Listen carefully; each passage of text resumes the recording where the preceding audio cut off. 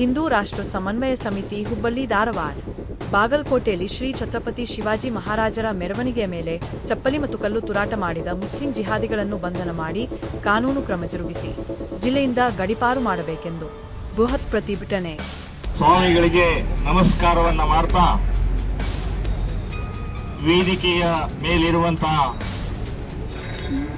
ಪರಂ ಪೂಜ್ಯ ಮಾತಾಜಿಯವರ ಪಾದಗಳಿಗೆ ನಮಸ್ಕಾರವನ್ನ ಮಾಡ್ತಾ ನಮ್ಮ ಗೌರವ ಅಧ್ಯಕ್ಷರಾದಂಥ ಪೂಜ್ಯ ಸ್ವಾಮೀಜಿಯವರ ಪಾದಗಳಿಗೂ ನಮಸ್ಕಾರವನ್ನು ಮಾಡ್ತಾ ಇಲ್ಲಿ ನೆರೆದಂಥ ಎಲ್ಲ ಹಿಂದೂ ಸಂಘಟನೆಯ ನಾಯಕರೇ, ಕಾರ್ಯಕರ್ತರೇ, ಪತ್ರಕರ್ತ ಬಂಧುಗಳೇ, ಆರಕ್ಷಕ ಬಂಧುಗಳೇ, ಇವತ್ತು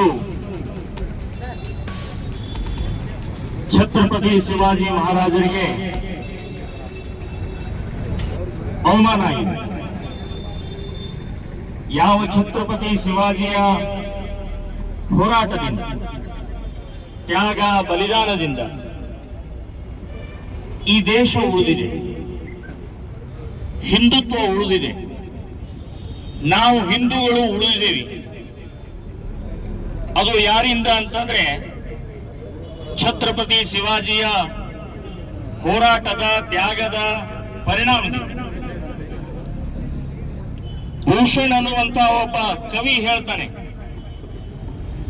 ಇತ್ತು ಹಿಂದೂ ಧರ್ಮ ಉಳಿತಾ ಇರಲಿಲ್ಲ ಅಂತನ್ನುವಂಥದ್ದು ಅವತ್ತೇ ಒಬ್ಬ ಕವಿ ಹೇಳಿ ಬರೆದಿದ್ದಾರೆ, ಕವಿತೆ ಬರೆದಿದ್ದಾರೆ. ಅಂತ ಮಹಾಪುರುಷರ ಅವಮಾನ ಮಾಡುವಷ್ಟು ಧೈರ್ಯ ಬಂತು, ಸೊಕ್ಕು ಬಂತು ಅವರಿಗೆ. ಎಲ್ಲಿಂದ, ಯಾಕೆ, ಹೇಗೆ? ಒಂದು, ಈ ಕಾಂಗ್ರೆಸ್ ಸರ್ಕಾರದ ಕುಮ್ಮಕ್ಕಿನಿಂದ, ತುಷ್ಟೀಕರಣದಿಂದ ಅವರನ್ನ ವೋಟ್ ಬ್ಯಾಂಕ್ ನಿರ್ಮಾಣ ಮಾಡಿ ತಲೆ ಮೇಲೆ ಕೂಡಿಸ್ಕೊಂಡ್ಬಿಟ್ಟಿದ್ದಾರೆ. ಆ ಸೊಕ್ಕಿನ ವರ್ತನೆ, ಆ ಸೊಕ್ಕಿಗೆ ಒಂದೇ ಉತ್ತರ ಅಂತಂದ್ರೆ ಛತ್ರಪತಿ ಶಿವಾಜಿ ಮಹಾರಾಜರು ಅಫ್ಜಲ್ ಖಾನನ ಹೊಟ್ಟೆ ಸೀಳಿ ಹೇಗೆ ಬಿಸಾಕಿದೋ ಹಾಗೆ ಈ ದೇಶದ ಮುಸ್ಲಿಮರು ಜಿಹಾದಿಗಳು ಯಾರು ಇನ್ನು ಮುಂದಿನ ದಿನ ನಮ್ಮ ಮಹಾಪುರುಷರನ್ನ, ನಮ್ಮ ದೇವತೆಗಳನ್ನ, ನಮ್ಮ ಗ್ರಂಥಗಳನ್ನ, ನಮ್ಮ ಮಠಗಳನ್ನ, ಮಠಾಧಿಪತಿಗಳನ್ನ ನೀವು ಅವಹೇಳನ, ಅಪಮಾನ, ಚಪ್ಪಲಿ, ಕಲ್ಲು ಎಸೆದ್ರೆ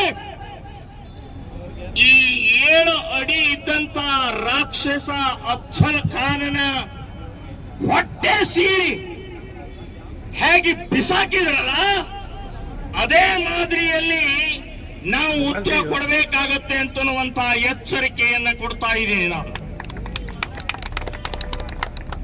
ಅತಿ ಆಯ್ತು, ಸಹನೆಗೂ ಒಂದು ಮಿತಿ ಇರುತ್ತೆ. ಸಹನೆ ಸಹನೆ ಸಹನೆ, ಸೌಹಾರ್ದ ಅಂತ ಹೇಳಿ, ಅಣ್ಣ ತಮ್ಮ ಅಂತ ಹೇಳಿ ನೀವು ಈ ದೇಶದಲ್ಲಿ ಇರಾಕ ನಾಯಕಿಲ್ಲ. ಅವತ್ತು